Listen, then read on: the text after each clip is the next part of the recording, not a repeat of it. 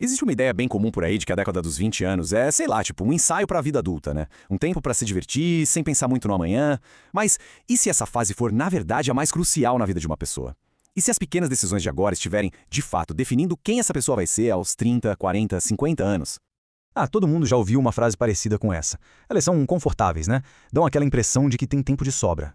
Aproveita enquanto pode, no final vai dar tudo certo. São palavras que meio que dão uma permissão pra gente adiar, procrastinar, não levar o presente tão a sério. Tá, mas agora vamos mergulhar num dado que muda completamente essa perspectiva. A psicóloga Meg Jay descobriu uma coisa impressionante. 80% dos eventos mais determinantes da vida de alguém acontecem antes dos 35 anos. Pensa só nisso. As grandes escolhas de carreira, os relacionamentos que formam uma família, o estilo de vida que se adota, a maior parte da fundação da vida adulta é construída nesse período.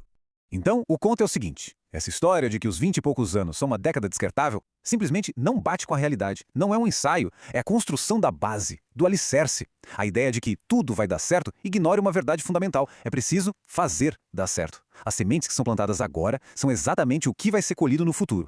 Para a gente entender como aproveitar essa fase ao máximo, vamos passar por 5 áreas essenciais da vida que merecem toda a atenção: a mente, a carreira, o corpo, o dinheiro e, claro, o círculo de pessoas e influências que nos cercam. Vamos começar pelo porquê, né? Afinal, por que tanta ênfase nessa década específica? Bom, essa urgência não é por acaso. A resposta está tanto na biologia do nosso cérebro quanto no ritmo natural de como a vida adulta se desenrola. A neurociência por trás disso é fascinante. O cérebro, durante os 20 anos, está no seu pico de maleabilidade da vida adulta. Pensa nele como se fosse argila fresca, sabe?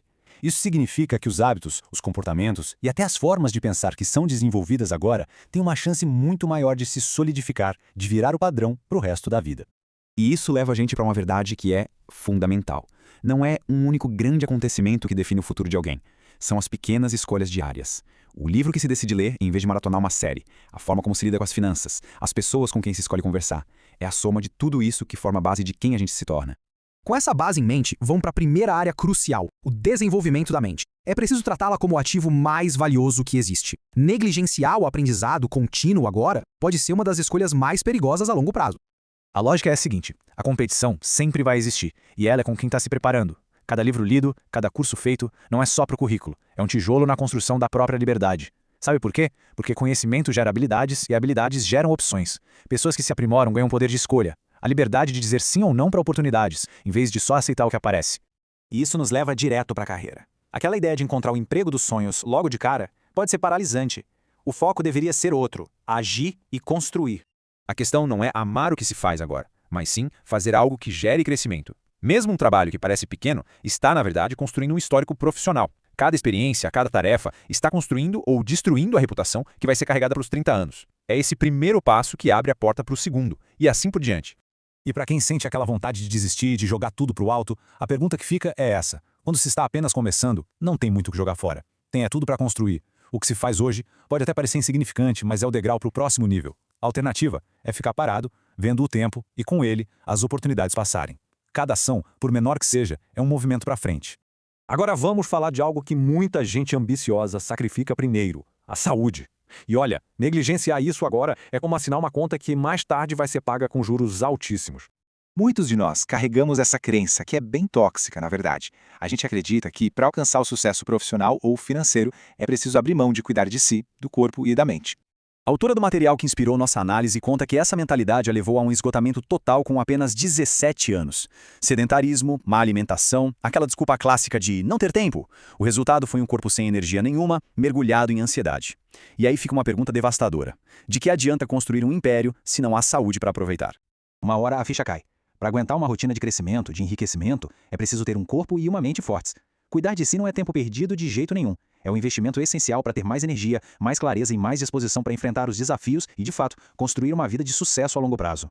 Indo para a área financeira, a lógica é exatamente a mesma. O que se faz agora reverbera lá na frente. O futuro financeiro começa no momento em que se para de gastar como se não houvesse amanhã. Essa é uma vantagem única dessa década. É muito, mas muito melhor aprender a lidar com dinheiro errando com 100 ou 200 reais do que esperar para cometer esses mesmos erros com dezenas de milhares de reais mais tarde. O hábito de se organizar financeiramente, criado agora, vale mais do que qualquer grande salário no futuro sem disciplina nenhuma. Existe uma batalha constante entre essas duas mentalidades na nossa cabeça. O cérebro impulsivo, com medo do futuro, busca o prazer imediato do gasto. É quase uma fuga. Já o cérebro estratégico entende que se organizar hoje é o que garante a liberdade amanhã. É trocar a mentalidade de "e se eu não estiver vivo?" por "e se eu estiver, mas sem nenhum recurso para viver meus sonhos?" E finalmente chegamos a uma das influências mais poderosas e muitas vezes subestimadas na vida de uma pessoa: o círculo de pessoas e o conteúdo que ela consome. Hoje em dia, o nosso círculo vai muito além das pessoas com quem a gente convive fisicamente. Inclui o que a gente assiste, o que a gente lê, quem a gente segue nas redes sociais. Todo esse conteúdo está moldando os pensamentos, as crenças e as ambições, quer a gente perceba, quer não.